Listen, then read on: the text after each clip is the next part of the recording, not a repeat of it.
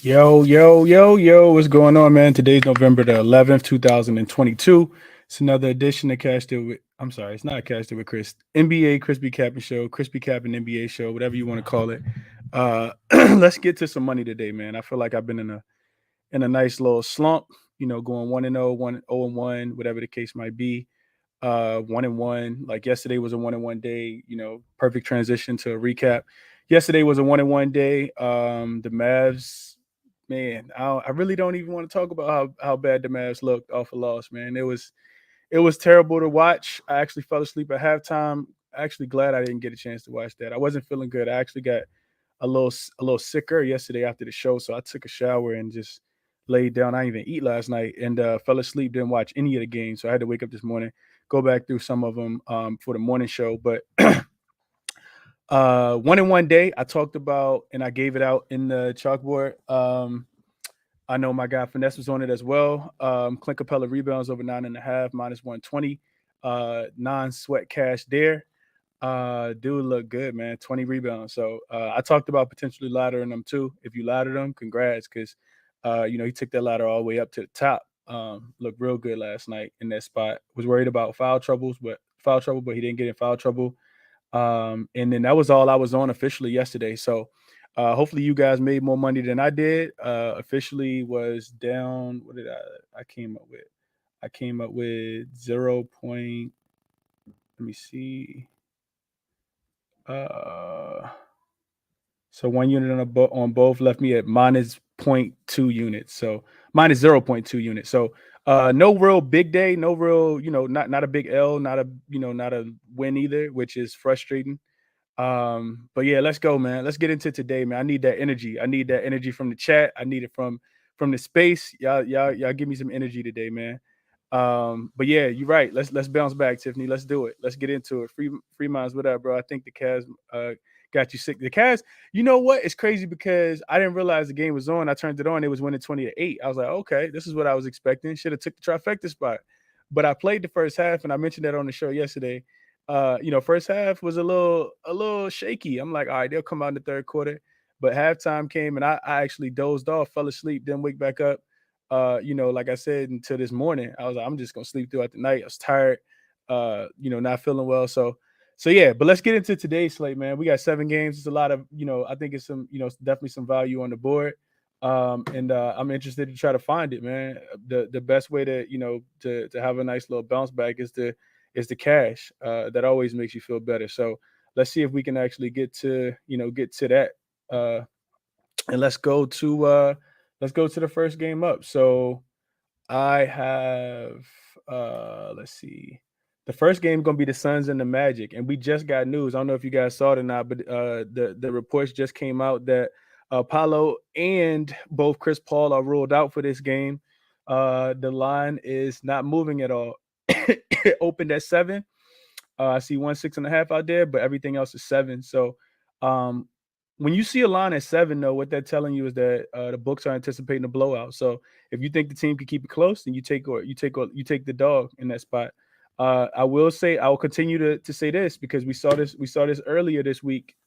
Um, teams coming in Orlando laying these big numbers, they do not cover. Away favorites are now I think 0-9 ATS uh, at covering these numbers when the spread's bigger than 7. So I've talked about that already.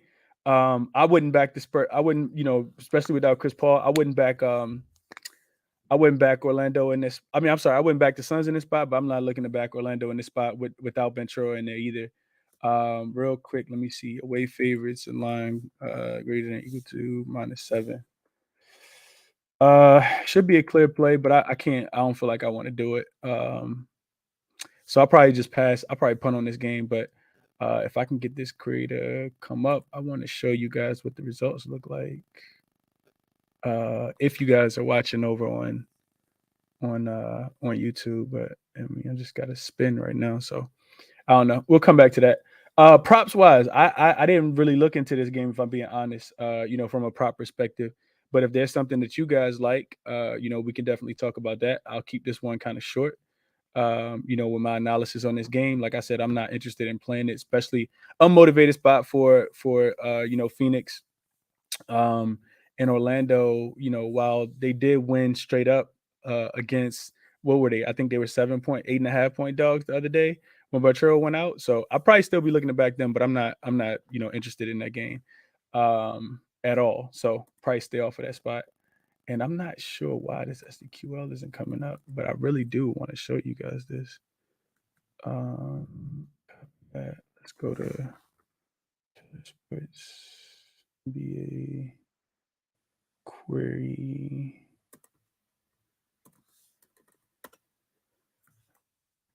What's that? So 1-9. Yeah, we got 1-9. We got a win for the Timberwolves over the Thunder. They covered as a 8.5 point favorite. So yeah, if you guys can see, Booker could go for 30 tonight. I'm not touching it though. What's up, Armstrong? Let's cash for sure. JT said he's on Aiden under 8.5 rebounds. I couldn't talk you off of that. Marcus Smart over 1.5 assists. We about to get to that game in a second. Peace, Sid. Appreciate you being here, bro. Let's see. So if you're watching on YouTube, which the link is, you guys know how to get there. I want to bring this up so you guys can see this real quick, and then we'll move on to the next game. So what you guys see here is, and let me zoom in real quick. It's not all, this stats related, but this is important. You guys see this on the screen right here. ATS against the spread. Teams are covering at a 10% rate when they're away favorite and the line is greater than 7. And you see on this list, the only team that's actually covered an ATS spread is the Minnesota Timberwolves against the Thunder. They won by 10. They were laying 8.5. Every other one, including the Mavericks, when was that? 2 days ago on Wednesday, lost the game straight up and lost outright. So all these L's right here that you guys can see. I just wanted to share that real quick so you guys can see what I'm actually looking at. So yeah, not looking back at Phoenix in this spot. Without Chris Paul, that offense will be a little stagnant. And you don't see the line really moving. Even the total, 214, still 214, 215. If y'all got props, let me know what they are in the chat. Or you can send me a request and I'll get you guys up. Moving on, let's go to the next game. So next game up, like I said, not really interested in that game. Maybe I'll come back and attack it from a player prop perspective.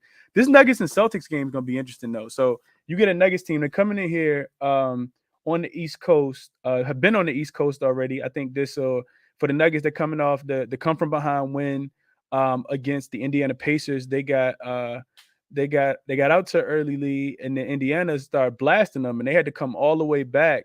I was actually trying to live bet that game, and the books had it locked up, so I couldn't jump on the spread. I couldn't jump on the money line, none of that when I was looking. But they're 2-0 straight up, but 0-2 ATS in their current 4-game road trip.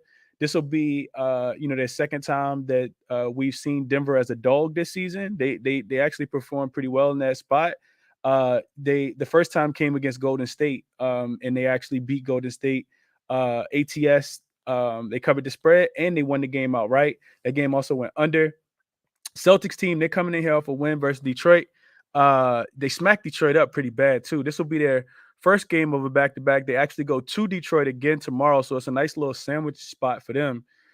Interestingly enough, though, this Celtics team still not playing a lot of defense. Defense has gotten better, I will say that recently, but when they're laying more than 4.5 points, and in this game they are laying 4.5 this season, they're just 2-4 ATS covering the spread. Brogdon's already been ruled out as well, and it's also a double revenge spot for Denver. Boston beat Denver twice last year, both in Denver and in Boston as well.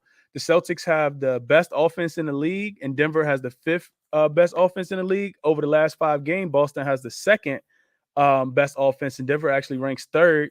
And both of these teams are 14th and 15th defensively. So you get 2 evenly matched teams, which makes me think that 5 points is too much. Denver last season, of course, without Michael Porter Jr. and Jamal Murray, even without those guys, I thought this was interesting. They actually went 6-1-1 against the spread when they were playing Eastern Conference teams, and they were away dogs, right? So picture Denver on the East Coast playing against some of these better teams like Philly, like I'm pretty sure Milwaukee was in the mix. They went 6-1-1 against the spread without MPJ and without Jamal Murray last year as away dogs on the East Coast. So I actually like Denver. I'm probably not going to get there and play them, but I like Denver tonight. Just trying to stay off some of these sides and probably look at more, player props. I I like Marcus Smart in this one. I think it's going well. I know it's going to be a fast-paced game. Denver coming into town, they like to get out and push. I think both of these teams are the two highest scoring teams in the first quarter and first half. So I was looking at an over. Really like that spot as well. I think Marcus Smart's going to do well in this spot. He should probably see a couple extra minutes tonight too, being that they got Detroit on deck, which they probably I don't think that's a look ahead spot at all. And then you also you think about not having Brogdon, so either him or Derek White gonna have to step up. I like Marcus Smart a lot tonight. I like him a lot. We know that Denver. I see Sosa in the building. We know Denver. He's been talking about this for a while. Denver is not. They're not out here trying to stop nobody. They're just trying to outscore you. They remind me a lot of Golden State. So I like Marcus Smart. A pivot off of Jason Brown, Jaylen Brown, Jason Tatum.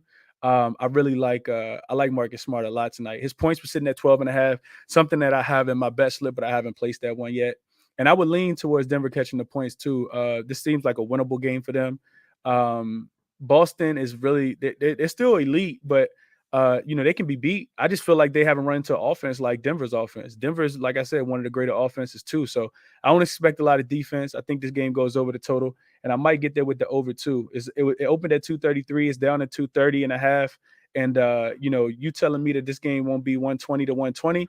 I think I disagree with that. And 120 and 120 is 240. So I'm probably gonna end up playing the over, but I haven't gotten there yet. If I do play it, I'll tweet it out to you guys. Next game up, we got the Pistons coming to New York to take on the New York Knicks. And this is another interesting game. The Knicks own the Pistons. I don't know if you guys been paying attention to that. The Pistons they absolutely get smoked against the Knicks every time they play against them, it seems like. And we're still waiting on news for Cade Cunningham. He's still listed as questionable in this one. And I think on the Knicks side, everybody's in.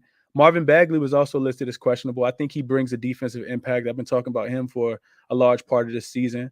But then also, you look at this Knicks team. They're highly dysfunctional. I think at this point in the season, it's clear. We can clearly say that. But they if you look at the Knicks in general, they just haven't played extremely well against the good teams, right? So I'm gonna just pull some up real quick. Let's look at the Knicks schedule real quick. Against the bad teams, they've been bad, and against the bad teams, I feel like they've been good. Against the bad teams, they've struggled some. You could easily say this year. So let me pull this up real quick. I'm interested to actually go through and look at this. I meant to do it earlier, but I kind of ran out of time, if I'm being honest. So let's look at this real quick. So Knicks this year, they lost to the Grizzlies by 3. They covered that game and went to overtime. They beat the Pistons, beat the brakes off the Pistons, beat them by 24. They beat the Magic. They beat them by 13. The Hornets, they win by 3. 3 horrible teams that we just talked about there. They play the Bucks, they lose. They play the Cavs, they lose. They play the Hawks, they lose. 3 playoff teams, all losses.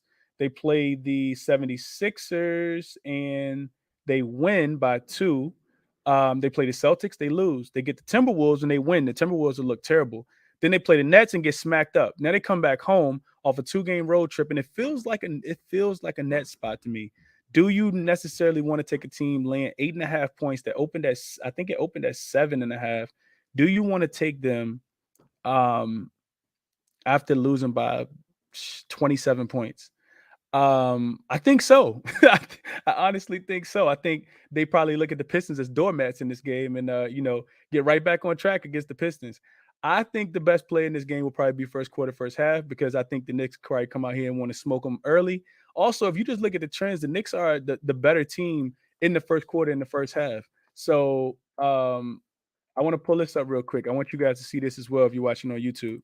One of the benefits of watching on YouTube. So look at what I'm pulling up is I just want you guys to see the Knicks at the crib. When they're at the crib in the first quarter, you guys can see right here. Hold on. I clicked on the wrong thing. You guys can see right here if you're watching on YouTube. First quarter, they're outscoring their opponent 31-26. I don't know what the first quarter spread is. You see the second quarter, they're winning 36-33. That's 3 points in the second quarter. That's 5 points in the first quarter. 3 + 5, 8. They're winning the first half by 8 when they're at home. Flip it, right? Let's look at the Pistons. Look at them on the road. When they're away, they've been one of the worst teams in the league. You can see right here, they're losing the first quarter, 29-25. They're losing the second quarter, 25-30. So they're losing by 4. plus 5, 9 points in the first half. 1 plus 1 equals 2. It sounds like we should take the Knicks first quarter, first half to absolutely smoke the Pistons in this spot on the road, and the Knicks being, back at the crib. So that's another thing I'm looking at. Don't really like trusting the Knicks at all, but that would be my look in that one. DJN said Brunson 19 and a half. Brunson can have whatever he want. You remember that song by T.I., You Can Have Whatever You Like? Brunson can do whatever he want against this team. The Pistons not trying to play no defense. They're not trying to do no kind of defense. Tiffany said they're going to be ready to play tonight, bounce back for her Knicks. Shout out to NYC. I'm not taking them, no, Tiffany. I like the look. Julius Randle double-double, something I can't touch either. He should get a double-double, Mastoni. I don't like Julius Randle as a capper. I like him in real life. I wish he was back in LA. He's so frustrating and confusing. I will say that that you can do whatever you want to do. You can have whatever you like when you're playing against the Pistons. So something gonna come, man. Mastoni said Knicks or nothing. Tatum 30 piece. Each Smart assist. Okay, I can see that too. Let's keep going though. Mastoni said Boston won 5 straight versus Denver going back 2 seasons. I can see that. Yeah, they have, like I said, it was a double revenge spot. So I mean, that sounds like quadruple plus 2 revenge. So I can see. I like the Brunson thing. K ruled out. That's probably makes sense why the line shot up to 8.5. And I think the Knicks absolutely come out here and smack these boys up tonight. They need a win. After you lose by 30. Oh, another interesting stat, man. I actually pulled this the other day. Shout out to my guy Jay Money. Something I heard him say on his show. So if you look at teams coming off losses where they've lost by 25 points or more, I think I ran this for last year, and opponent previous margin was greater than or equal to 30. Let's see.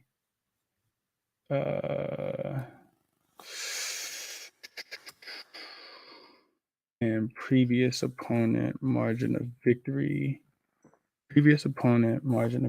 was 30. I'll pull it up. I can't pull it up right now. I'm missing something, but yeah, for show purposes, I'll just keep going. You do want to back teams though. You want to back teams after they absolutely get rolled up and smoked. And that's something that I've lost twice on this year. So if you guys want to learn from my mistakes, I know 2 times I did it. I faded the Memphis Grizzlies early this season when Brooklyn came into town. It was the game Memphis got smoked by Dallas. I don't know if you guys remember that. Memphis got smoked by Dallas. And I said, looking at the trends, KD and Kyrie can't beat Ja. And this will be the best opportunity for them to do so. Memphis came in and could not miss a shot. So that was the first time I did it. And then I actually did it against the Wizards too. The Wizards got smoked. And I bet against them. I think the next game, couldn't remember who I bet on. I might have bet on Philly. And Philly got smoked. So you want to take teams after they absolutely get smoked. I probably put something on the Knicks, man. They got to come out with something. Next game up. Let's keep going. Let's go to. I actually got the Knicks on my short list too. First quarter, first half for the Knicks. I'm not dealing with them the whole game. No telling what could happen. Bucks versus Spurs. This could be a D-League game. No, I'm just kidding. But the Bucks will be without Jrue Holiday. Giannis is already ruled out as well. To me, that makes it a little more difficult to cap. We know Javon Carter went off the other day. Shout out to him. They asked him when he had it. He said, when I woke up. When they knew he had it, he said, when I woke up. And was serious too. Of course, Bobby Portis was a big letdown in that game. I can see this one going either way, though. To me, it feels the Spurs will be at full strength. I do think that they're going to win eventually. I'm just not picking them to win. I do think that, they could be looked at as the right side in this one. The spread actually opened at 1 in favor of the Spurs. I'm sorry. No, it didn't. It opened at -1. Yeah, -1 in favor of San Antonio. It went up to 2, but now I see it back down to 1. The total went 220.5 up to 2 down to 219, 218.5. I see at some books, and I like the over, man. I like the over a lot. I just feel like it's an overreaction to Jrue Holiday and Giannis not being there.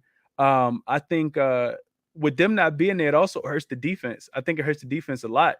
Giannis is one of the better defenders in the league. We know what Jrue does on the defensive end as well. And I feel like they still play with pace. we looking at San Antonio. San Antonio hasn't had a total this low all season. That was one thing that I looked into before even mentioning this. San Antonio lowest total of the whole season so far has been 221 points, and that went over. They had another total of 223, and that went over. This team has been flying over the total. So I'm not looking to play an under on the Spurs. They're averaging 113 points. They're giving up 120 points. I still feel like the Bucks will be able to come out and score because San Antonio is not trying to stop anybody either. I mean, I think they're trying. They just don't have a lot of capable defenders on that team. So I like the over in this one. I haven't played it yet, but I'm probably gonna get to the window over 218 and a half. What I'm sorry, 219 and a half is what I saw. Let's see. I got some more notifications from Underdog real quick. Oh, all these for Saturday. All right, cool. Yep, Cade just got listed out. Marvin Bagley got listed out, and that spread probably flying. Yeah, I expect the Knicks to absolutely come out here and crush them now, and that's hard to say for the Knicks to do that against anybody. But I do think that they get them out the way tonight. Like I said, first quarter, first half. All right, let's keep going. So next game up, that's Bucks and the Spurs. And I do think it's a lot of props. I'm interested to hear from you guys and talk through the props and see if it's something that that people are liking there. Myron said Kate is out. Ivy going to show out at MSG now. I can see that. What did Markel say? Yo, my brother, I can't bet the Knicks ever. I feel you, bro. But one thing that's worse than betting the Knicks is betting the Pistons on the road. These dudes do not play any type of defense, bro. None. It's gonna be run and gun for sure. So, yeah, I appreciate you, Stoney, for letting me know that he was out. Let's keep going though. Let's keep going. I'm almost through the slate, and I can't wait to stop talking so I can hear from you guys. So Raptors and the Thunder didn't really look into this one too much either. I did see that Darius Baisley got ruled out. Kim Birch is also out. He remains out, and then who is it? Precious Ochoa is also out in this one. So they're really thin up front. I did see reports that the front office is looking for guys to step up for the Toronto Raptors that's not named Fred VanVleet. So, guys like, OG Anunoby, specifically, I think, this guy's been called out, Mr. Gary Trent Jr. He's played like trash recently, not really playing to his potential. It's I think it's a contract year for him too. If you ever gonna show out, you want to do it against the Thunder. So maybe he has a big game. But I'm sorry, not Precious Ochoa. OG Anunoby and Scotty Barnes have, they've been OG, I think, is probably first team all defense. I don't know if you guys been watching Toronto. This dude be locking people tail. He like Patrick Beverly without talking. This dude just be out there. He don't say nothing to nobody. He just pick you up 90 feet, 94 feet, the whole entire court. As far as the game goes, though, I don't know. Raptors, we bet on them the other day to get Houston up out of there, and they didn't. I do think that they could blanket this Toronto team, this Thunder team. Like, I think the total's too high at 220 and a half, and it's still 220. Well, it's come down now to 220, but I think 220 is too high, especially if they end up turning up on the defensive end. I don't think either one of these teams, the Thunder are a really good defensive team as well. I think the only thing is the Raptors are on the front end of a back-to-back. They got to fly back to Toronto for a home game tomorrow. So I don't know if it's a real look ahead spot, but I like the under. I think the under is probably a better play in this game. And then of course you got to look for somebody on Toronto to get some rebounds against OKC front line. They are extremely short there. So I don't want to spend too much time on that game. T-Wolves and the Grizzlies, not touching the Timberwolves at all until Rudy Gobert gets ruled out again, or until Chris Finch shows me that he has fixed this offense. I watched this interesting video on YouTube today, kind of going through the Timberwolves offense, and it's bad, man. It's really, really bad. D'Angelo Russell is averaging like really, really low numbers. His assist numbers, his shooting, it's all bad right now in Minnesota. And I want to take the Grizzlies. I think it might be a team total type thing. Total in this one is already really high. It opened at 236 and a half. Right now, I see it down to 234 and a half. And money's come in on Minnesota to keep this game close at least. It opened at 6 and now it's down to 4. The Timberwolves have all the pieces. They just can't put it together, man. Rudy Gobert being out there really clogs the paint. And I think Cat hasn't learned how to play with him quite yet, because it forces Cat to not be in the dunker spot. It forces Cat to be at the perimeter. If not, then you got two defenders just waiting in the paint, because we know Rudy Gobert can only play in the paint. So a lot of teams are sagging off, and that allows one defender to be able to guard two people. So yeah, I'm Minnesota gonna have to show me before I ever put any money on them. I'll happily stay on the side of that one. Could be another big game from Ja. We know how much these two teams don't like each other, dating back to the playoffs last year. But that's all I got in that one. Like I said, I want to kind of hurry up and get done so I can kick it to you guys. Cavs and the Warriors. Next game up. This line opened at 3 yesterday. It's down to 1.5. Well, it went down to 1.5. Now I see it back up to 2.5. Total opened at 230.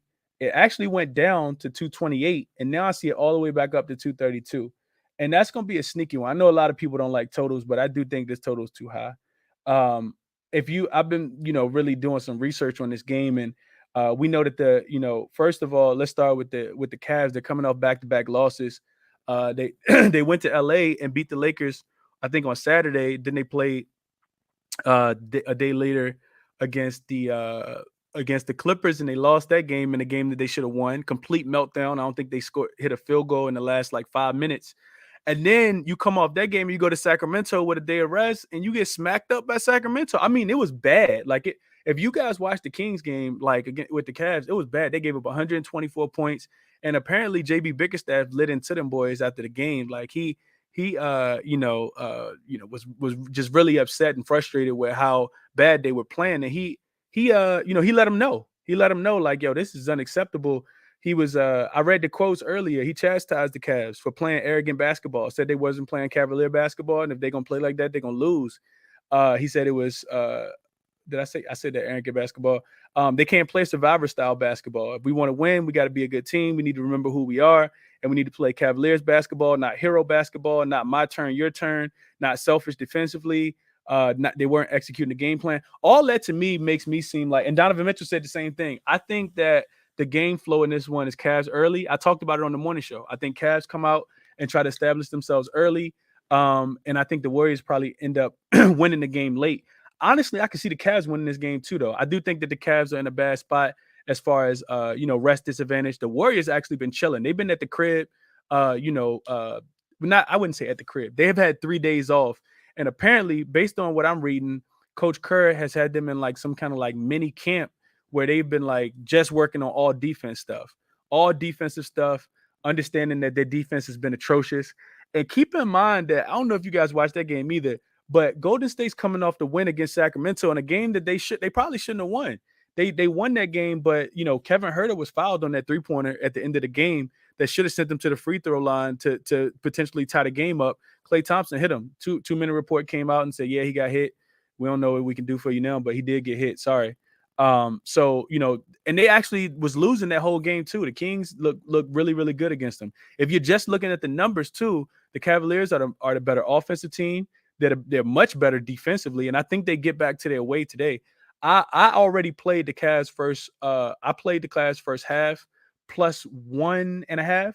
Cavs first half plus 1.5. But I also like the first quarter, man. I really, really like the first quarter. The Warriors they're 1-3 ATS with the rest advantage so far at home this season. They're losing the first quarter by a point on average. And I think the Cavs start the game off hot and bring the defensive intensity. We know the Warriors turn up in the third quarter, man. So I can't talk anybody, off of Golden State third quarter. I want to watch this game as a fan in the second half, but I do think that the Cavs are probably winning at halftime. So what else I got here? So the Cavs, league's number 2 overall defense, that being won by a couple dominant performances and a gutty second half turnaround, are 19th in defensive rating in the first quarter and 16th in the second. So I expect them to bring it early. I expect them to respond to Coach JB Bickerstaff in this spot. And then last game up, we got the Kings and the Lakers. Line this one opened at 2. Of course, LeBron got ruled out. AD didn't come to shoot around. He's now listed as questionable. Lonnie Walker, I think, is listed as probable with an illness. He didn't play in the last 2 games, I think it was. Lakers are looking terrible to say the least, and aren't covering spreads even after a loss. Whatever they found defensively throughout the first couple games, they've lost that as well. It's really bad watching the Lakers right now. It's really bad to be a Lakers fan. Also, floor spacing has looked bad. Westbrook either looks really, really good or he looks really, really bad. And you kind of saw it in the last game. He looked really, really bad. If he's not, making shots and, they just struggle with spacing. Defensively, he's food. Like they're just abusing them defensively as well. Not making a lot of great reads. And it's not just his fault. It's everybody's fault. I don't know what kind of offensive schemes Coach Ham got these boys running, but they're not doing a great job of running them. Spreading this one's up to 4.5. Total went from 226 to 231.5. Lakers without LeBron is going to be interesting. I'll probably just watch this one. Kings, of course, should win the game. The line seems a little fishy to me with the Kings only laying 4.5. I do see it up to 5 at some spots. The Kings are a much better team. Even with with the new coach, he's a defensive-minded guy, Mike Brown, and he has these guys playing defense. The Lakers have also only won one first quarter the whole season. So if you want to jump on the Kings first quarter to come out here and punch the Lakers in the mouth early, I couldn't talk anybody off that. The game flow for the Lakers has typically been first quarter they suck, second quarter they come back, third quarter they suck, fourth quarter they come back. So that it's been pretty much the same flow throughout. But without LeBron, that it takes away a dynamic, and it's going to add a dynamic as well. So that's what I haven't played anything officially. I like De'Aaron Fox in that game, though. I think Fox probably dominates the Lakers. He typically does. Patrick Beverly will be out there, but all it takes is a switch. I always talk about that, a switch on the pick and roll, and then he can absolutely have whatever it is that he wants. So officially, I am on the Cavs plus the 1.5 for the first half. And that's all I've played, man. Like I said, I got a couple other looks that I really like. The Nuggets plus the 4.5, the Knicks first quarter, first half, the Bucks and the Spurs over, and then that Raptors and the Thunder to go under the 220. I don't see a lot of points being scored in that game. So that's what I'm liking, man. What are you guys on? Send me some requests, and I'll try to get to as many as possible. We still got plenty of time left.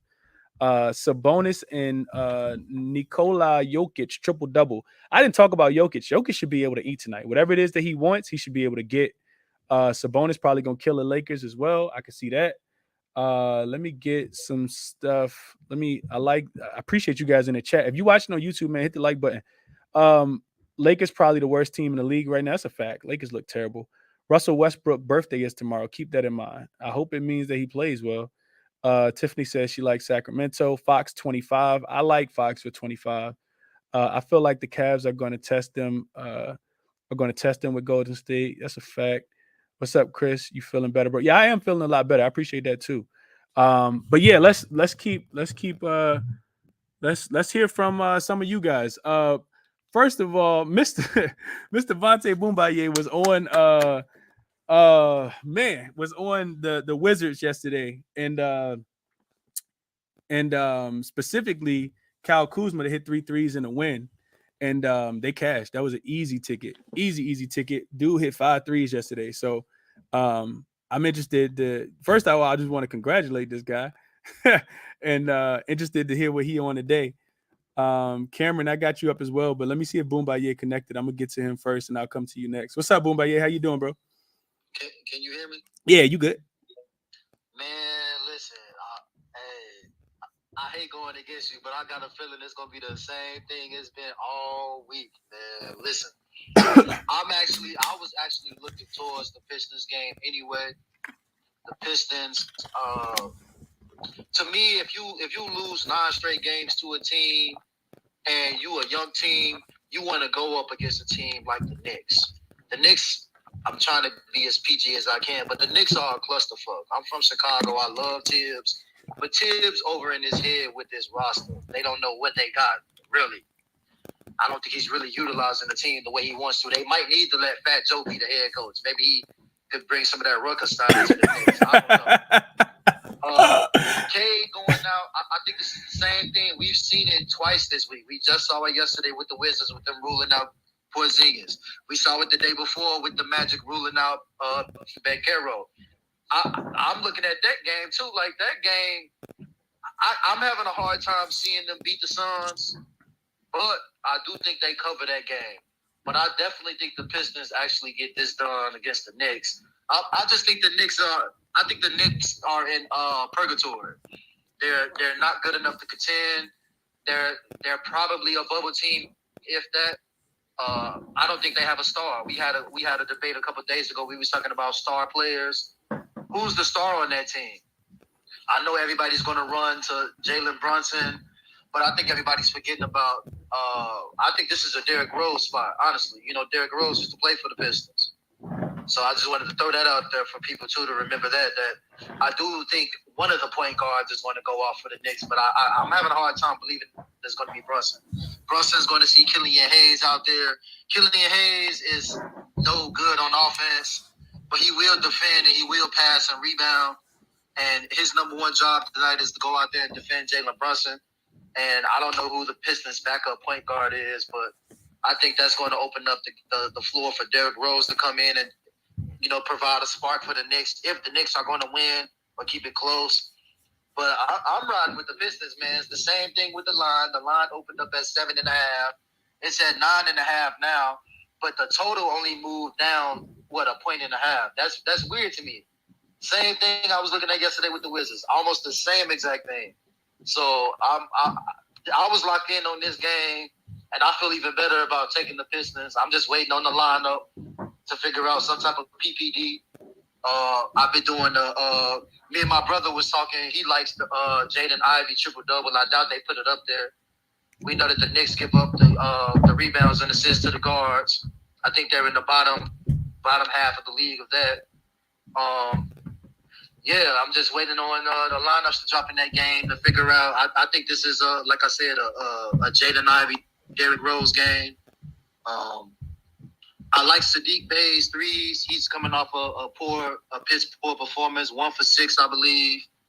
I like Sadiq Bey's rebounds. Knicks also give up rebounds to the small forwards. So I'm looking towards this Knicks game. Like I said, if I'm a young team, I'm trying to establish an identity, and I know one team been kicking my ass.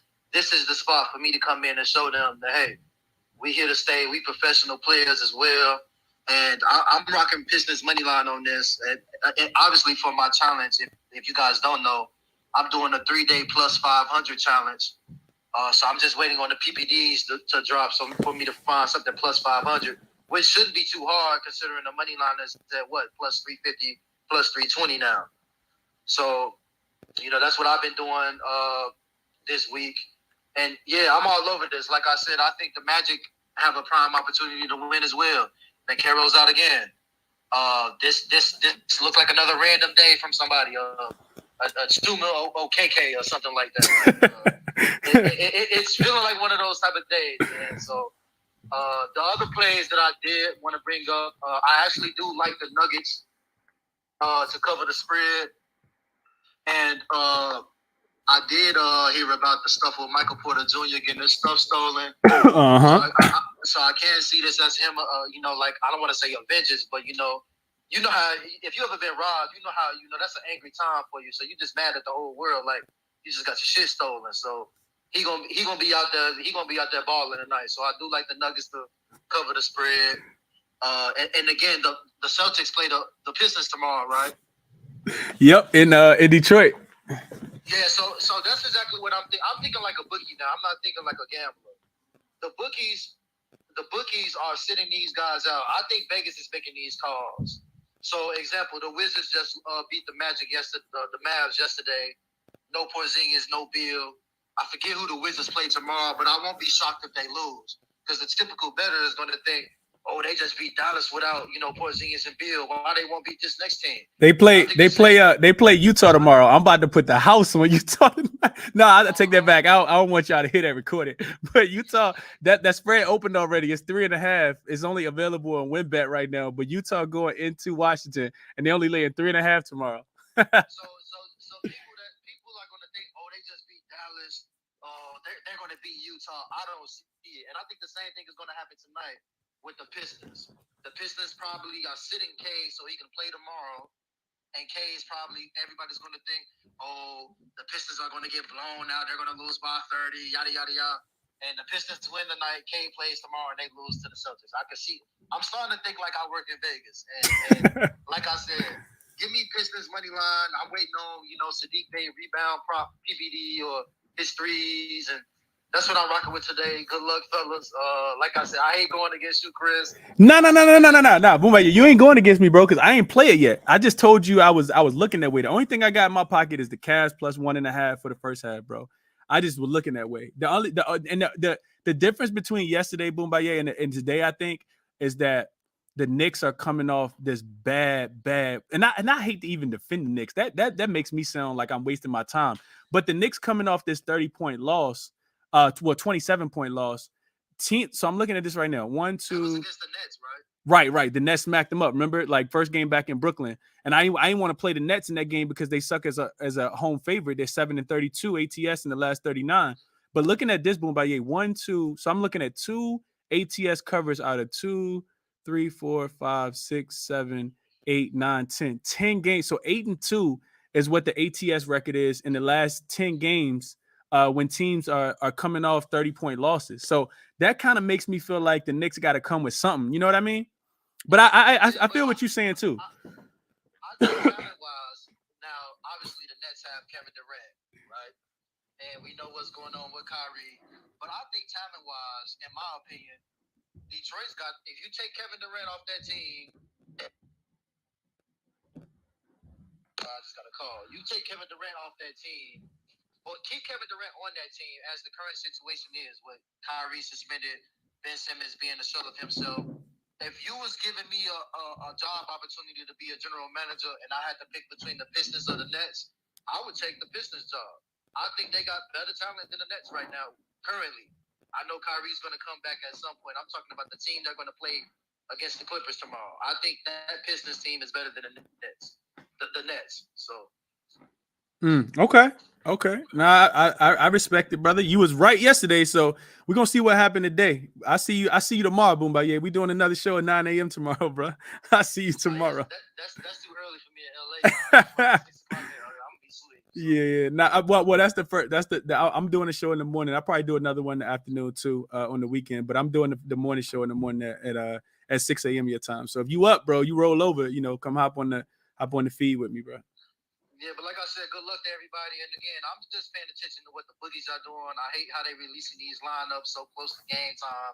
And I'm just starting to think, like, pay attention to the lines. The lines are barely moved. The total is only went down, 2 points with the Cade news. And I'm like, does it make that much of a difference? So that's how I'm thinking. So. Okay. Hey, best of luck, my brother. I hope you cash. Cameron, I want to kick it to you. You never come up, so I know you always here too. I appreciate you always supporting and rocking with me. What's up? What you like today?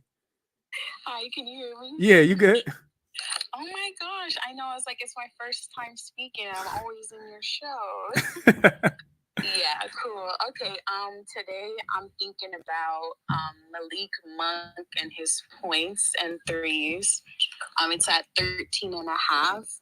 And I know they played the Lakers preseason, but that doesn't really count. So, yeah, he got traded. And I wish I would have thought about it yesterday because Dinwiddie got traded from the Wizards and went off kind of in his own little way yesterday. So kind of trying to take the same narrative of him getting traded and seeing if he can perform. Yeah, I like it. I don't think Monk got traded though. I think he just signed because he got more money. He was a free agent. Same thing though, Cameron. You like he definitely gonna want to come back to LA and prove what he was worth and why the Lakers should have gave him more money for sure. So I agree with that. And I think honestly, I just feel like the Lakers defense so bad anybody could go off. But I do like Malik Monk. You said over 13.5 points.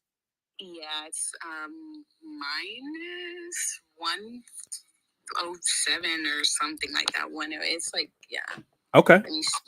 I like it. 108, yeah. I like it. Best of luck to you, Cameron. I hope you cash it.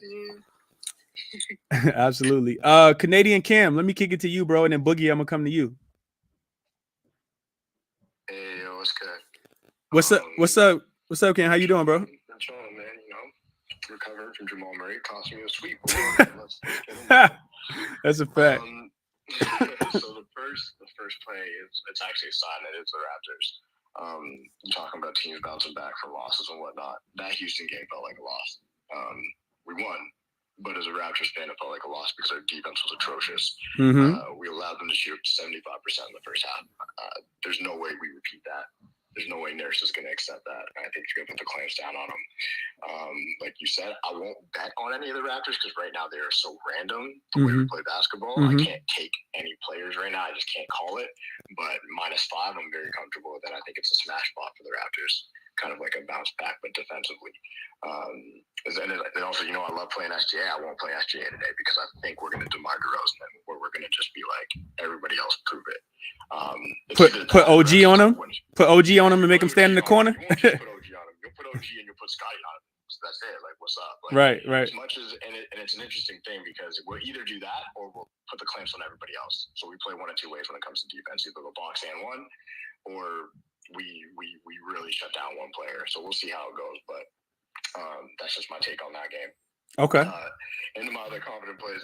Hold on, Cam. So you official on the Raptors -5? Yeah. Okay. -5. Okay. That's official. I posted that too last night. Okay. Devin Vassell over 18.5 plus 3 threes -105. So Devin Vassell's a player I try to always get around close to +100 even odds when I can get around the 20-point scoring range because he's average. That's kind of just basically his average. When you look at his usage, you look at the shots he takes. It's hard for him not to get to 20. This will eventually be a hard line to find. Like last game, it was Baxi plus money. Eventually, it's going to be hard to get him anywhere near this. So until that goes away, I'm going to keep finding ways to get there. So Devin Vassell over 18.5, parlayed with 3 threes at -105. Okay, I like that. I like that. He been killing, bro. He been killing. Yeah, he's nice, and the usage is high, right? He's basically blow up protected, right? There's no reason to sit Devin Vassell. So the next side of that though is Brook Lopez on the Milwaukee side.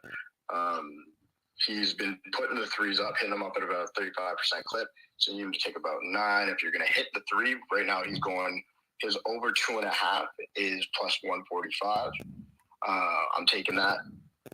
He's taken 5, 7, 9, and 6 threes in his last few games. He's hit 1, 3, 4, and 2. I like those odds. There's nobody else there. He's going to put them up. Pirtle's not going to go out and guard him at the 3-point line. Plain and simple. Shohan might, but Pirtle's not going to. So while Pirtle's on the floor, until they adjust, he's going to be putting up threes. So for me, he's just going to put them up, and I really like the number of +145. And then we're going to go to you were talking a lot about the Knicks, and I actually agree with you. I took Jalen Brunson over 19.5, and I spent a lot of time kind of researching this one. It's at minus, I think I got it at -104 on FanDuel. So last 5 times he's played Detroit, he's hit that 4 out of 5. The only time he didn't was this year. He hit 28 minutes though, because it was a blowout. My homie, I was talking to him last night in the group chat, and we were just saying, yeah, but Detroit doesn't really get blown out in New York. It's only happened like twice in the last 20 years, and one of them was this year. So I'm not too worried about the blow-up factor, but Jalen Brunson hits that 20 mark against Detroit a lot, and we know how atrocious they are in defense. So getting that near evens, for me, it was an easy one. And I was up late researching last night, so that's why I'm sorry I'm winded here, but I just want to give you some of the rationale. And then I'm on Donovan Mitchell, yo. I'm on Donovan Mitchell, 30 plus 130. You kind of scared me with your preamble, not going to lie, talking no hero ball, because that's what Donovan's been doing. But this version of Donovan Mitchell has been very efficient.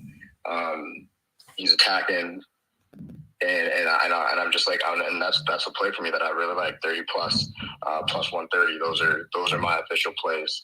I got some bigger bets, but I don't like giving out anything that's over like +150 as an official, because we know the percentages around those don't actually make sense sometimes.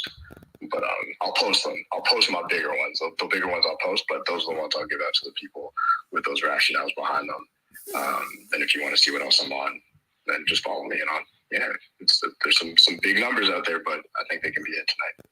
Yeah, I like that, Cam. I wasn't, and the other thing I just want to address real quick, as far as Mitchell goes, like the hero, I don't think it's totally hero ball on him. I think it's more so like they're just not running their sets, and he's the guy that has to bail them out. So even if they're playing, regular basketball, like I still think he could go for 30, and I think this one could be a shootout as well, especially late into the game. So I like that look. Yeah, and you know what I'm kind of looking at in that game is the thing about, when the books adjust, and they adjust pretty quickly with Mitchell, because last night his over 3.5 threes was plus money, and it went right down to minus 105 this morning. You want to catch them when they're on these heaters. You hit 8, then 6. If he hits another 5 or 6 tonight, that's it. We're done. We can't play Mitchell for the next however long, right? So I want to get it while he's still in that zone where you can get these good numbers on him while he's hot, because it's hard to do it after the first game. You shoot after the second, you're like, all right, I'm going to try and jump on this right now, knowing that Golden State's one of those big games, 2 bright lights, him versus Curry. We've seen Mitchell in the shootouts when it's him versus another player. We've seen him take it personally. Jamal Murray is a perfect example. Devin Booker, he loves going up against dudes and showing out. So that's kind of what I'm going off with this one too. And I mean, the fact that he's hit 30 in his last 7 out of 8 games too. I mean, it's kind of also a fact. But you know what I mean? So those are the few reasons I really like Mitchell, and I like him a few other ways too. But yeah, man, that's it for me. Okay. Hey, best of luck, Cam. I appreciate you sharing those too, bro. Okay, let me go. I think it was Boogie next, and then I want to get to the car as well. What's up, Boogie? What you on today, bro? What up, baby? What up? Let me get to my notes. We had a good day yesterday. We went 4-0. I set my 5:15 alarm, so I'm gonna make sure I'm in here every day. My God, appreciate that. If it ain't for the information that I got in here last season, I don't think I'd be having the year I'm having right now. Like, knowledge in here is crazy. All right, so look, these are my picks for the day. So the picks I'm going with today, I like the Cleveland Cavaliers. I took them on the money line, and I took them +2, I believe. I forgot what the money line was. It was plus something. All right, but why do I like them? So when I looked at the trends for both of them, there's a lot of good ATS trends for both, but most recently, the Warriors, their trends is looking bad. They 1-5 ATS in their last 6 games overall. They 1-5 against the spread in their last 6 after allowing 100 points or more in their previous game. And they also 1-5 ATS in their last 6 after scoring 100 points or more in their previous game. While the Cavaliers, they're 7-2 ATS in their last 9 games with their opponent score 100 points or more in the previous game. They are 5-2 ATS in their last 7 after allowing 100 points or more in their last previous game.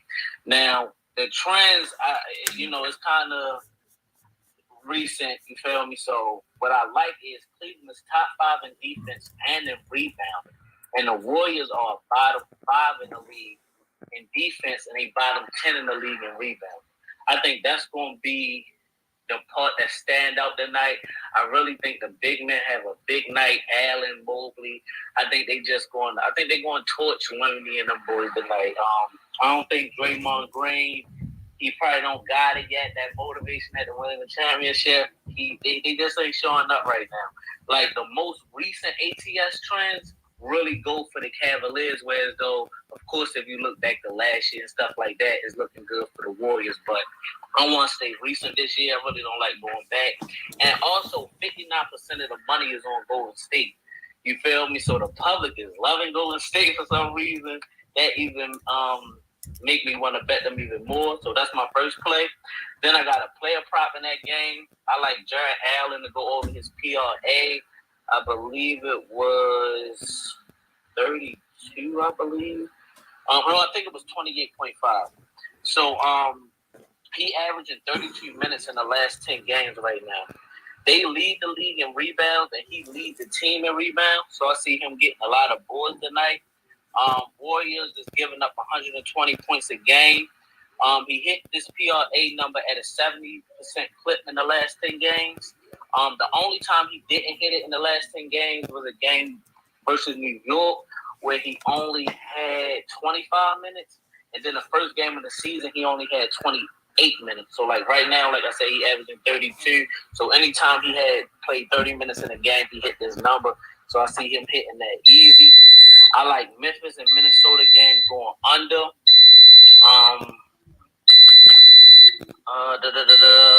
So Memphis is the second worst team in the league in free throw shooting. I see the night, if Memphis don't be hitting a lot of threes, if they not really smacking from beyond the arc, it's going to be a low-scoring game. When these two teams play, they 4-1 to the under in the last 5 games. They both good rebounding teams, so I see a lot of one and done possessions. Hold on, my phone cut off. But for the Timberwolves, last 5 games all went under, and Memphis only scored over 120 points twice in the last 5 games. So if this game do go over, we see Memphis being the one that take it over more than Minnesota, with how Minnesota offense been looking lately. And Memphis only scored 120 points twice in the last 5 games, and one of them games was an overtime game, and they only scored 124 points. So I know last year they was really scoring, but like I said, we gotta look at how these teams doing now. You feel me? So they my picks for the night, and then my extra pick that I want to give out to the people.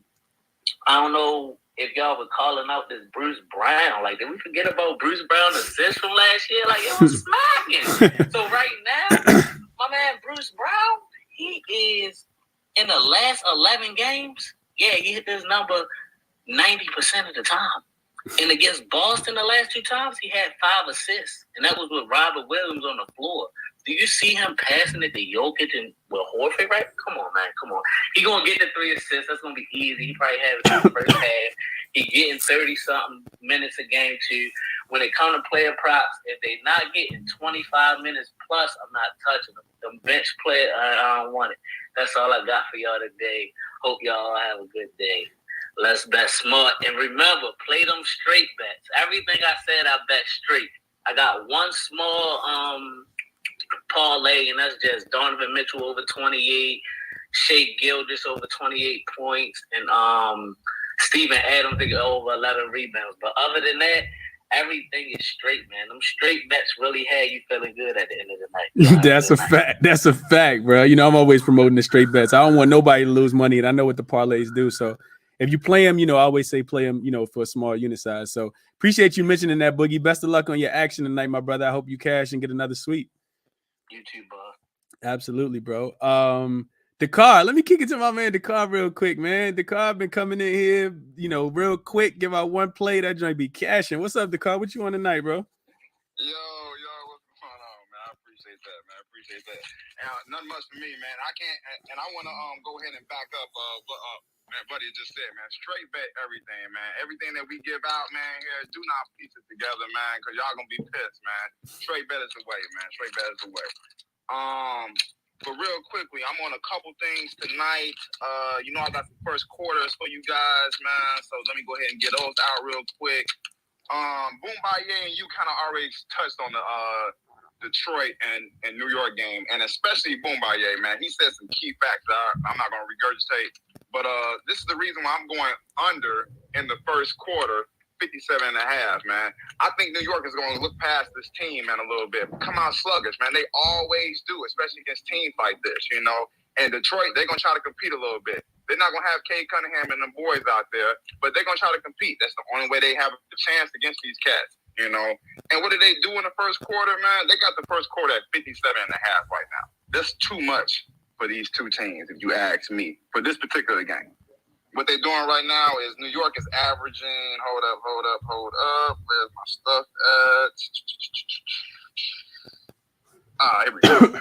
New York is averaging abysmal, 28 points right now, you know, and Detroit is averaging 25.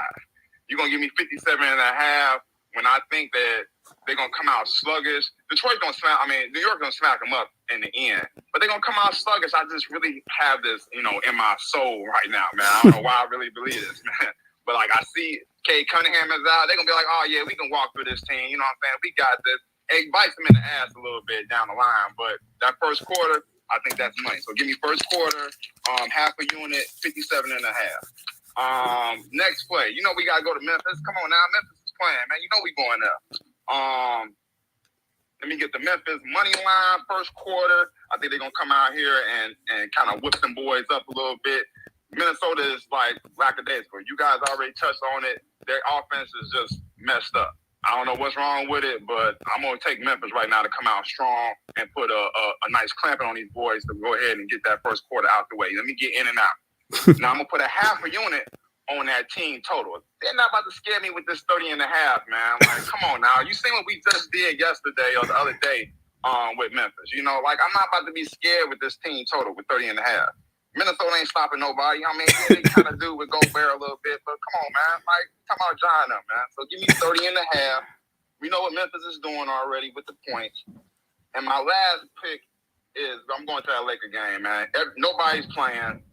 The Lakers, I don't know why they keep on having these Lakers totals at 230, 230. They got it at 232.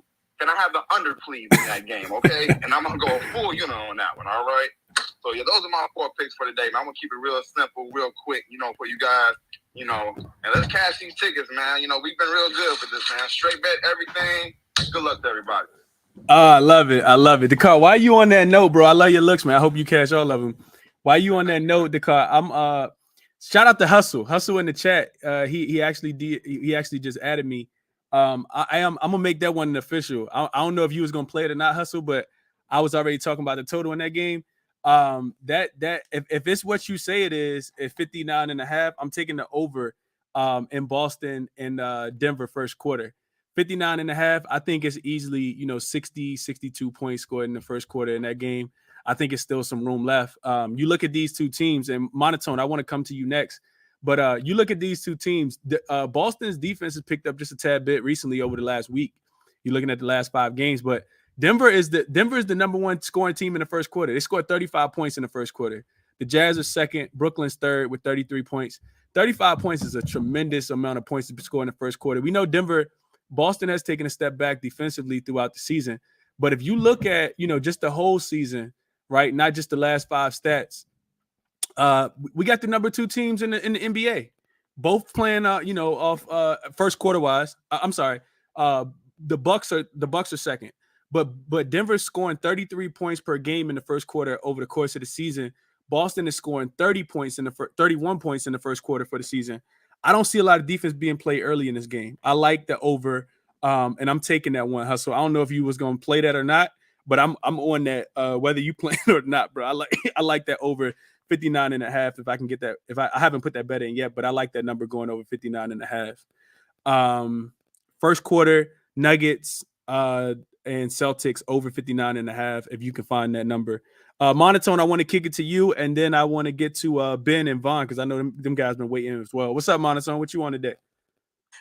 Nothing much, man. You gave me a good transition right there with that first quarter. I can start off. One of my favorite plays in that game is Michael Porter Jr. in the first quarter. So I bet his 3 first quarter points, and I paired it up with Bones Highland 2 threes. But Highland is as you said at the top now, he's questionable with illness. So I might have to find another pair for that if he doesn't play. But I also bet over 4.5 first quarter points on Caesars at plus 112 just as a straight. Pretty much everything you said was very, very true about that first quarter offense. And MPJ is a big part of that, right? He has been absolutely crushing. He's averaging over 6.6 first quarter points so far this season. But that's trending upwards recently. He's hit 8, 10 over these last couple of games. And if you bet on MPJ, this guy shoots in strides, right? He'll hit 3 shots for you as soon as he subs in, and he won't score another point until 1 minute left in the second quarter. So very streaky player. He's been very hot recently in the first quarter. I like that. I'm going to keep it going right here. And I'm glad you're on the first quarter, just points in general, because, more offense, the better. I do have a non-first quarter bet today, too. I went with Mikal Bridges over 17.5 points and assists. He's having his best career season so far this year. All of his points, his assist percentage, all of that stuff is up from these last couple seasons. And no Jay Crowder, obviously, who hasn't been with the team all season, but also no Cam Johnson, which is an even bigger deal. Without Cam Johnson last season, we saw his points increase by 2.7 per game, and that was with Crowder in the lineup. Now we also don't have Landry Shamet, who will play about 20, 25 minutes or so off the bench. That pretty much means Mikal Bridges is locked into 40 minutes out there. He's going to play an absolute ton, assuming the game doesn't get out of hand. So I like Bridges. His production goes up without both of those two guys. So a lot of bets today, but I think those two are probably my favorite. I like them, Monotone. I hope you cash all of them, bro. Appreciate you sharing as always. You actually got requested, Monotone. Somebody said, "Where's Monotone with the fire?" so yeah, Monotone. I like it, bro. I like the looks.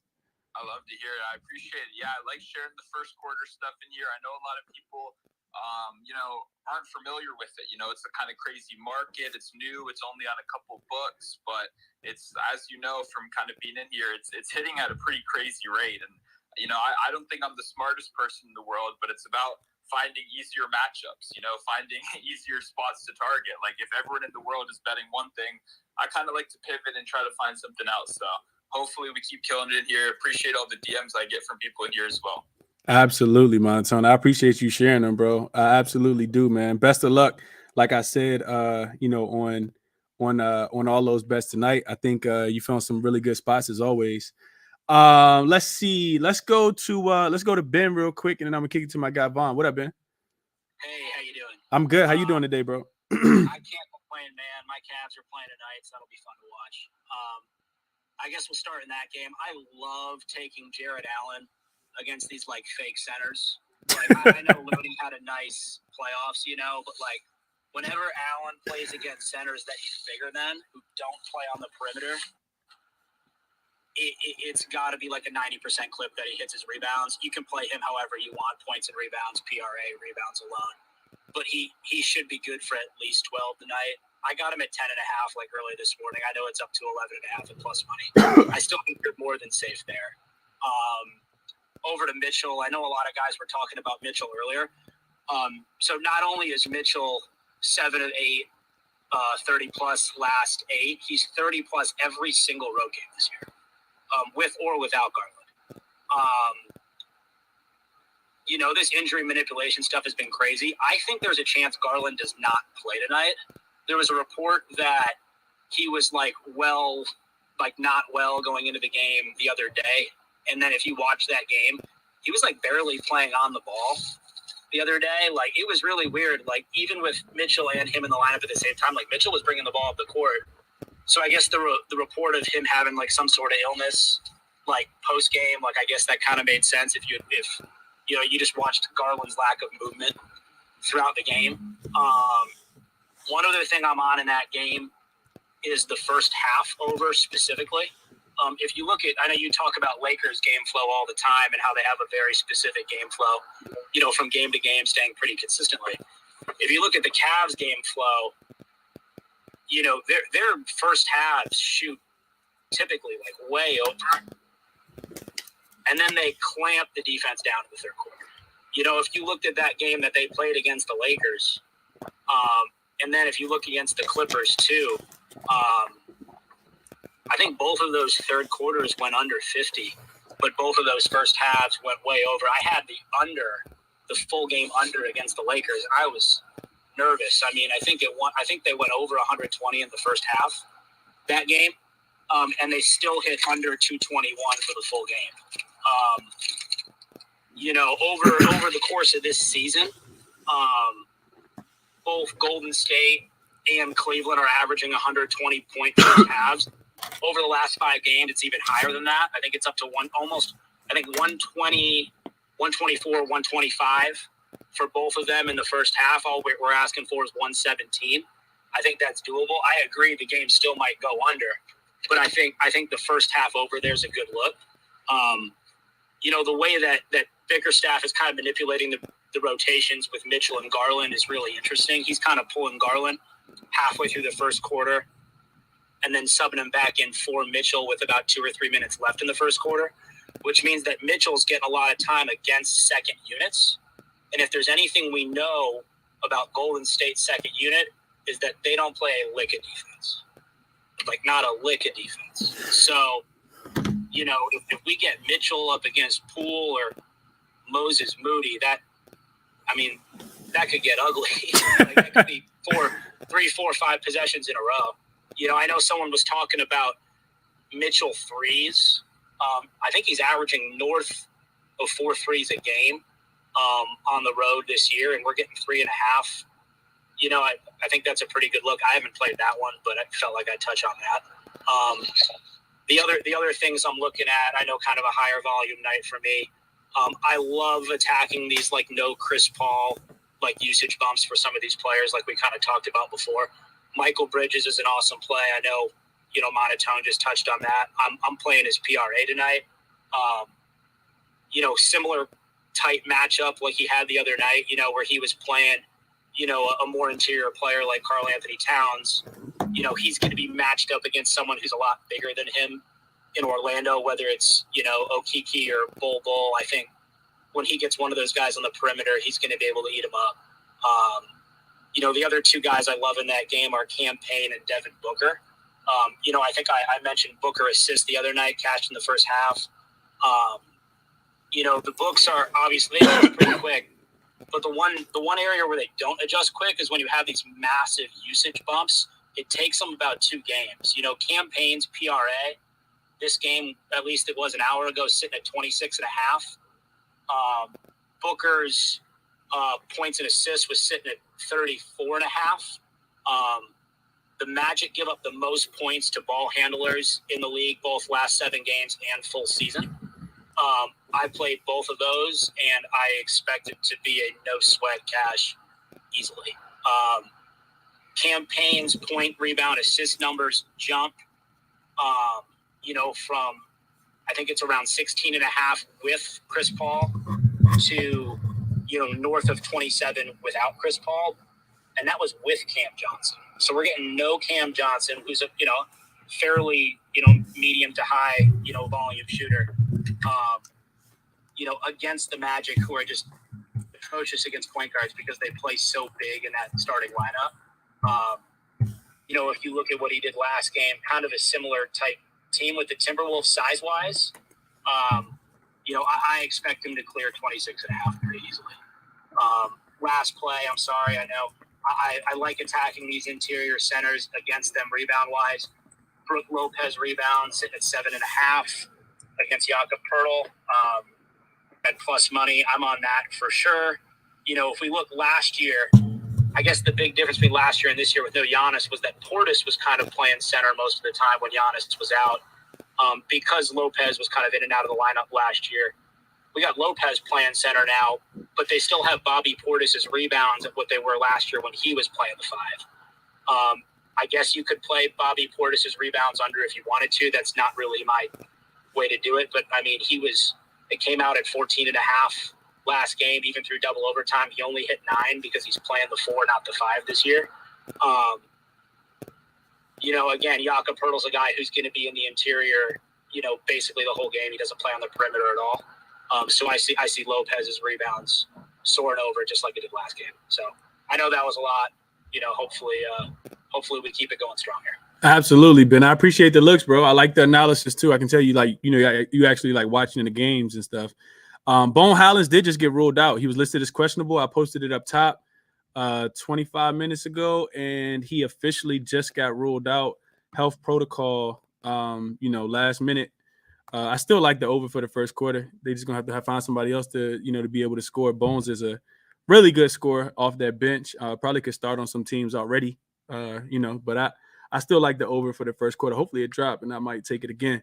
But Chris, can I say something real quick? Yeah, what's up? Real quick. So he was talking about Jared Allen rebounds. So I did a lot of research on the game last night. Golden State Warriors are in the bottom third. They're like ranked 136 or something for rebounds allowed. So if you are thinking Jared Allen rebounds, ladder it up, because they're actually in the bottom third. So that's all. I'm with you on that for sure. Like, playing small against the Cavs is not the solution. And Golden State cannot. They just don't have the personnel to match the Cavs size. I think he's going to feast. Yeah, that's gonna be interesting. I think they always say styles make the fight, right? So you got this really big team versus Golden State team that that def lineup a couple years ago had Draymond at the 5. So they definitely gonna have their hands full. I'm really interested to see the matchup. I wish it was more evenly balanced as far as rest wise, because Golden State is coming in here off three days rest. They haven't played since they faced the Kings, so they've had a lot of time. For on the opposite side, you catch the Cavs off 1 day's rest. So I do think that Golden State being at the crib as a home favorite, of course, more rested. That typically bodes well for the home team. But I told you guys already, I am officially on the Cavs early in that one. I took the first half plus the 1.5 as official play. Couldn't talk anybody off what Cam just said and Ben just echoed as well. Golden State Warriors are giving up so many rebounds to centers right now. I think they're actually the worst team in the league as far as giving up rebounds to opposing centers. And I do think that Jared Allen and Evan Mobley will step up tonight. I talked about it on the morning show. They've looked really, really bad. Not bad, but just playing kind of soft. They look really, really soft. As far, in these last couple games against the Kings, against they couldn't stop anybody against the Kings. Against the Clippers, they look soft. And in the first half against the Lakers, they look soft. They both had 3 fouls at halftime against the Lakers. Like who you fouling on the Lakers to get 3 for both of y'all to pick up 3 fouls? So I do expect them to, to bounce back and, respond well to Coach JB Bickerstaff's message. So I wanted to add that real quick, but let me kick it to Vaughn. What's up, Vaughn? What you want today, bro? Appreciate you waiting patiently. Yo, what's good, bro? You heard me good? Yeah, you good. Hey, man, so I already DM'd you a couple of the plays I was on, man. So we on Denver and Boston first quarter team total. I got it at 58.5 early this morning. Also, I'm on first half team total for as 118.5. The first quarter, one of the main reasons I like that, we know these 2 of the top 3 scoring teams in the first quarter. We know what they do from a field goal percentage standpoint. Both of these teams play at a good pace. Another one I locked in was Denver's first quarter team total 28.5. The reason I like Denver a little bit more, Denver is first in field goals made in the first quarter. Also, Denver is shooting 56.4% in the first quarter. So those are 3 plays right there. These are already out in the Discord. So that's Denver first quarter, 28.5. That's Denver and Boston combined for 58.5. And then that's first half, I think it's 118.5. We know, like you said, you done made a lot of the points already about both of these teams being good in pace, both of them being bad defensively. So we like those. Also, I'm on the Knicks first quarter spread -2.5. Knicks just got embarrassed on the road in New York. Just like the Knicks in a bounce back spot. We know Detroit has been historically bad this season so far in the first quarter. And even worse when they're on the road. Also, we like Memphis first quarter spread -1.5. So one thing I like about Memphis so far in the first quarter is we know they can score. But one thing I've been looking at is the Minnesota Timberwolves. They are 1-5 in their last 5 games in the first quarter. So they've lost the last 1-5 in their last 6 first quarters. The only one they won, of course, is the one without Rudy Gobert. So we know that Minnesota starting lineup has struggled. I talked about it the other day, and it's still true. The Minnesota starting 5 is the worst group of 5 players in the NBA right now per 100 possessions. So we just looking to attack that line of -1.5 again. They're 1-5 in their last 6 first quarters, and the only one they've won is without Rudy Gobert. That team is struggling right now with Rudy in the lineup, and I don't know if they can get it fixed. Love Memphis in this spot right here. And my favorite player prop today, I'm going with Christian Koloko rebounds. So we just talked about how he's a center for the Toronto Raptors. Y'all was just talking about how bad Golden State is, giving up rebounds to the center position. Guess who's right behind them? The Oklahoma City Thunder. They are the worst team giving up rebounds to the center position per 48 minutes. We do have Koloko starting tonight. His line is at 6 rebounds. His 8 rebounds is at +320. So I sprinkled on that. So those are just a couple of the plays I like. So that's Denver, first quarter 28.5. Denver and Boston 58.5. Right now it's at 59.5. I'll still take it. Memphis first quarter -1.5. Knicks -2.5 first quarter. Christian Koloko rebounds. And I sprinkled on Sacramento first quarter as well. I got it at 0.5. That was the first play I took when I got up this morning. The Lakers have lost, if not every first quarter, then almost. So got that one at 0.5 for -110 this morning. That's what we on, man. Hopefully the Discord can bounce back tonight, man. Off 2 losing days in a row. We're down 3 units in the last 2 days, so we got to bounce back. Yeah, Vaughn, it sounds like you're on some good stuff tonight, bro. I think you're on the right side of a lot of things, bro. So best of luck to you. Yo, can I chime in real quick? Yeah, go ahead, Dakar. Hey, Hey, real quickly, y'all, because I do college basketball too, and I just noticed something real quickly, and this game is about to start. Gonzaga versus Michigan State. They're playing on an Air Force cruiser out in the middle of the ocean, y'all, okay?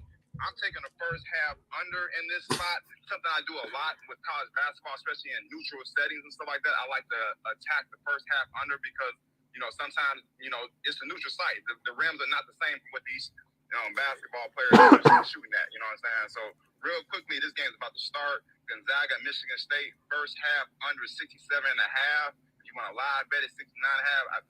They playing on the Air Force cruiser, y'all. I just watched them shoot the ball. The wind is blowing crazy, okay? So I love that play. And then, Stanford versus Wisconsin. They're playing on the baseball field, you guys. A neutral site, man. I got 63.5. I got 64 even. I took the under in that play, man. Anytime I see neutral sites with college basketball, those are banger spots. So I just want to chime in with that because I know we got some college basketball people in here, with basketball shows. So good luck to you guys. I'm out. Absolutely, Deca. I remember you coming in last year giving out the bangers in college basketball too, bro. So yeah, I heard you say Gonzaga, Michigan State, first half under 67.5, and then the Stanford game as well, first half under 64.5. So appreciate you sharing those looks as well, Deca. Let me kick it to Heavy real quick, and then I'm gonna get to you, Hustle. What's up, Heavy? How you doing, bro? Yo, what's good, bro? Can you hear me? Yeah, you good? All right, for sure. I'm outside with this Bluetooth. Sometimes it be finicky. Thank you for letting me speak on the show, and I appreciate you for the space, bro. Absolutely, bro. You be coming in here giving out the bangers. I know you dropped one last week. What you want today? Yeah, I be trying to do it. So I was originally on Bones Highland's threes today until he got ruled out. So this makes another play that I was looking at a little bit stronger. In the last 4 games, Aaron Gordon been getting cool with the assists. He had a game with 5 assists, 6 assists, 3 assists, 4 assists. So I got his 3 assists at plus money. That's plus 139. I think that's a good look for the night, especially with the motivation of Denver trying to go and beat a caliber team like the Celtics. He's going to have to pass that rock because he ain't the one that he needs to just go and be trying to score all the time on Jaylen Brown and Jason Tatum and no shit like that. So I like his assist at 3 for plus 139. The other one I like is MPJ, 4 threes. I would kind of take a fake ladder. I would take his 3 threes. I think it's like maybe plus 108 or some maybe minus 108. But he's been hitting 3 threes in the last 10 games. He's shooting from 3 and he hit them consistently. I've seen threes on his 3-point shooting list multiple times. So I would take 3. I would also take him at 4, only because I know that Denver going to go in this game and try to kill him with offense because they're not going to play no defense for real. And the last look I got for the day is Tatum, 2 blocks. You can get on Bovada. I use Bovada. I ain't able to get FanDuel. I'm in the Bay Area, so you know how that be. We ain't even passed the damn Prop 27, boy. So you know how that go. But I got Tatum at 2 blocks. They got 2 blocks on Bovada at plus 235. And he's been getting blocks every game. He's bringing that aspect of defense, especially since they don't have Robin Williams there. And Horford's not really getting as many blocks as he should be being that main center. So getting them from somewhere else. So I would take Tatum at 2 blocks, and those are my 3 little looks for the game today. I'm keeping it light, bro. Love it, bro. And I like that you got him straight too, man. Best of luck to you, Heavy. Appreciate you, you sharing them looks, bro. It's always good. I appreciate you giving everybody a space and opportunity to do that thing, bro. You keep it up. Absolutely, bro. I appreciate that too, man. Hustle, what's good, bro? What you want today, man? Yo, can you hear me? Yeah, you good? Oh, okay. All right. How you living? I'm good, bro. I'm all right. Good. I'm gonna try to keep it short today. It's 3 first quarters that I like. Obviously that one I tweeted you, that Nuggets and Celtics, they both averaging over 30 in the first quarter. So that 59.5 it seemed like a perfect spot. Also the Bucks. The Bucks are good in the first quarter as well, which they're hardly spoken of about their first quarter. And they're at 53.5 today. I know Giannis is out or whatever, but 53 just seems a little low for a team that's always killing the first quarter. And the spread is at half a point, against the Spurs. So that also looks like a good one. Also Memphis and Minnesota, that one at 59.5 as well. I like that one as well. I think that can go over. I wouldn't touch the spread, the first quarter spread in that one, but I do like the over. Obviously, the Lakers, they lose. They won one first quarter so far this season. And, you know, they're up against the Kings. I don't know what's in the Kings' water right now. The Golden State barely beat them on a blown call, really. That game should have went to OT, and then they beat the Cavs. And I'm like, I don't know what's up with the Cavs. The Cavs are also good at first quarter, but they blew it for me the other day. I don't know how they lost to the Kings, but they have. So Kings was mad. That's what happened, Hustle. The Kings was mad, bro. Yo, the Kings actually gonna be good this year. Like I've been watching the Kings, bro. They done lost some really close games. They came out. They had the whole East Coast road trip. Like they should have won the game with Tyler Hero traveled. You know, they just was in some bad spots. I think the Kings about to come up. I'm gonna be cashing with the Kings here soon. You know, probably take them tonight. I'm gonna wait till all the injury report stuff come out with AD, but I might have a play on them tonight too. The Kings about to start winning some games though, bro. For real. Watch. We gonna see. Yeah, I think so too. Like I don't know what's in the water. Like what they own one right now. Obviously they've always had shooters. You know, they got guys that can score the ball. But yeah, I don't. Garland, like a couple. What was it? A couple weeks ago, somebody said in the spaces that when a player is sick, he's gonna always take their unders, and that was like really key on whenever they come up with this illness stuff, because Garland still played in that game and he was terrible. What did he have, like 6 points or something like that? I think he shot like 1 for 9. Yeah. Yeah, and then there was another game. I think K was he sick because he was like 1 for 11 in another game. Like that's crazy. That's like unlike these guys. I don't know what happened. But you know, obviously, I might even take the Kings tonight against the Lakers for the full game because you know. It's us, you know. I'm a Lakers fan, and you know we just lose. We're just losing right now. Right. Probably got to take the Kings in that spot. You know? What I usually do for Lakers game is 80-20 and the other team. Like last one, I had 80-20 and Clippers money line. You know what I'm saying? Clippers always beat us, so I knew that was a given. Might gotta do the same thing tonight, man, because you know, the way the record looks, it just like it's just going that way. But I am also gonna take SGA 30 and Donovan Mitchell's 30. That's like 451 right now. So I am gonna parlay those two. They've been killing. They've been getting 30 a game, both of them pretty much. So that seems like an easy call. Both of them are plus money too. So if you even want to play those straight, you know you can't go wrong there. But I'm gonna parlay a little bit today and you know see if I can get some luck out of that. Both of their 30. Okay, that's it though. I couldn't talk you off any of that, Hustle. I like it, bro. I like it a lot, man. It's a lot to like, and I think sometimes that can, you know, I know what it does to me. It make me a little overwhelmed because I'm not trying to play, you know, 7, 8, 9, 10, 11 plays. I'm trying to find like 3 or 4 things that I really, really like. Absolutely. And not really force any things. And if you guys been watching the show recently, like, you know, I'm hitting right now. I'm not even 50%. I'm like 45%. I went through and did the math earlier. I'm 45% right now on my bets, but I give out so many things that cash because most of the time the stuff I end up taking be the ones that lose. But I'm 46.5% right now. Last week actually was 61%. This week, however, is honestly my worst week so far. I'm 5-8 on official plays so far, 38% this week. So you know, looking to keep it going looking to improve through Sunday and get back to, you know, eventually we're gonna be 65%. Like I know it, you know, it's just it's difficult right now. So I'm not, you know, I'm kind of wanting to, you know, be reserved and kind of fill out the process. It's a long season. There's no need to get down, you know, a whole bunch of units. You gotta trust the process and be patient with yourself. So, you know, I'm definitely doing that. What's up, Hustle? You got any idea how you're doing on first quarters though? I got to go in and check actual first quarters. I would say first quarters, though, I'm actually doing pretty well. I got to go through and actually look. I just went through and wrote my record down for every single thing. I keep everything like in a note section on my phone. I need to translate it to an actual spreadsheet like I did it last year, but I just haven't had the time to do it yet. So I got all my plays, you know, win, loss, plus units, minus units, whatever the case might be. And I just kind of tallied them up for the week, for all the weeks so far. So 4 weeks into the season, like I said, 46.5%.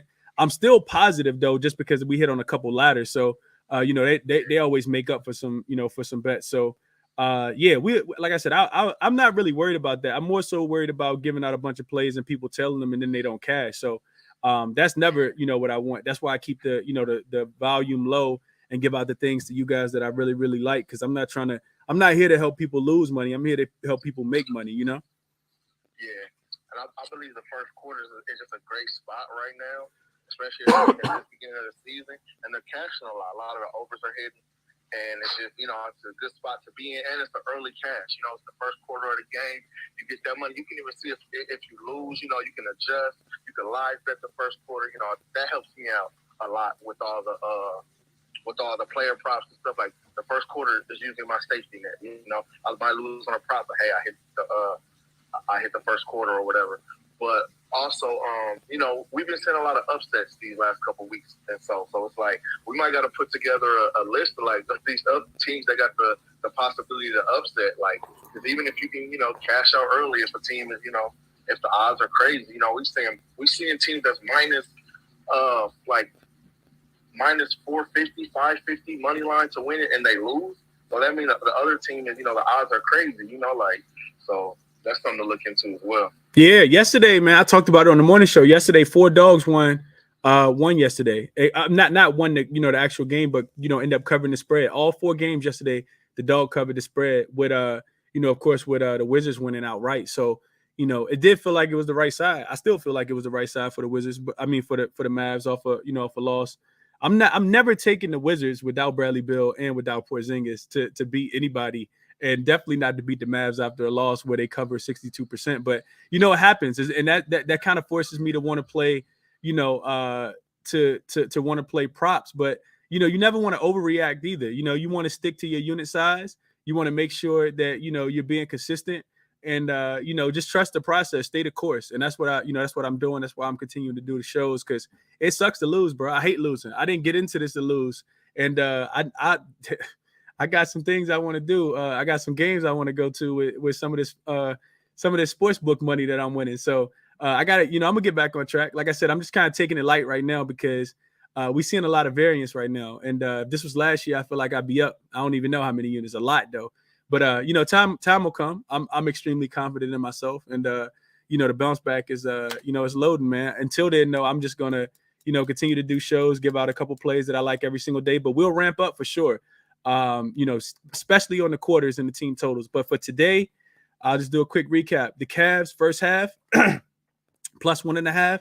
Really like that spot based on what JB Bickerstaff said. I think that it could be an overreaction. That hopefully the Warriors kind of feeling themselves after that win over the Kings, and they come out a little rusty as well. They're still even with all that said, the Warriors are still losing the first quarter at home this year. They're losing the first quarter and they're losing the first half. We know what they do in the third quarter. So I'm official on the Cavs first half plus 1.5. I'm also official with what you just said, Hustle. That Nuggets and Celtics first quarter over 59.5. I think that game goes. We might sweat it, but I do think it gets to 62, 63 points in the first half. Also, other looks, real short list that I told you guys about that I like today. Nuggets plus the points plus 5, and I might put some of these in the personal plays, but I'm not gonna give them out. That Knicks first quarter, it went up to 3.5, so I'm probably off deck. Don't trust the Knicks enough for them to win by 2 possessions. But I do like the Knicks. And I wouldn't say I like the Knicks. I would say I like to fade the Pistons, put it like that. But without Cade, I don't want to do that as much, so I probably won't play that. Bucks and the Spurs, I'm going official with that one. I'll add that one to the list. Over 219.5, I had that on my short list. If you can get 218.5, I see a 218 on Westgate. I know you guys aren't typically total bettors, but I still see points in that game. So give me the official on that as well. I'm going official with that one. Bucks and the Spurs over 219.5. And then that's what I got. So those will be my plays for the day. As far as props go, I like Marcus Smart, man. I haven't played him, but I talked about that. His over rebounds and assists is 10.5. Dude's had 11 assists in 2 of the last 3 games alone. So I like Marcus Smart in the fast-paced game today. He also shot the ball terrible last game, so I think it's a nice bounce-back spot for him. Didn't play that one official yet, but really like him a lot. Jared Allen, I can't argue anybody off Jared Allen. And then Cameron came in and gave out Malik Monk. I think Monk probably, plays well against his former team right up the street. Like him tonight a lot as well. It's a lot of great player props to like, man. I like Brunson a lot tonight. So that's why I'm not giving out any of these as official spots, because I can see all of them hidden, or, we getting kind of caught on the hook with a couple as well. So I did just, like I said, the things I just gave out, though, I am actually going to play. And I'll go over them one more time. Cavs plus the 1.5 for the first half. And then the Nuggets and the Celtics over 59.5 for the first quarter. And then the Bucks and the Thunder give me the over 219.5 in that game as well. Those will be my 3 top plays for the day. Tomorrow, tap back in with me in the morning. 9 a.m. on the weekends, cashed it with Chris, doing a recap of what we saw tonight and going over the games tomorrow. We got a nice little slate for tomorrow too. Not too many games, which is exactly where I like it. 2, 4, 6. We got 8 games tomorrow, including Brooklyn and the Clippers, Utah and the Wizards, and then we got Boston playing Detroit. I talked about that one. Toronto plays Indiana on the second night of a back-to-back. Atlanta goes to Philly again, and then we got Charlotte and Miami on in a revenge spot for Charlotte because they lost last night. Houston goes to New Orleans. I see New Orleans is 10-point favorites already, and then Portland and Dallas. So we got some good action, man. It's some real good action. Dallas back at the crib off 2 losses, and Portland coming in. I see Dallas laying 5 right now. Total going down from 216 to 214.5. So we'll talk about those games tomorrow. I dig deep into those tonight, and like I said, I'll do a show at 9 a.m. tomorrow morning. But that's what I got, man. As always, I like to lead the show with this. None of this is financial advice, financial consultation. This is theory, it's logic, it's SDQL. You guys see, it's trends, it's eye tests. Bet with your heads, not over it. Keep your unit size, nice and appropriate. Best of luck to you guys tonight, man. I'm out.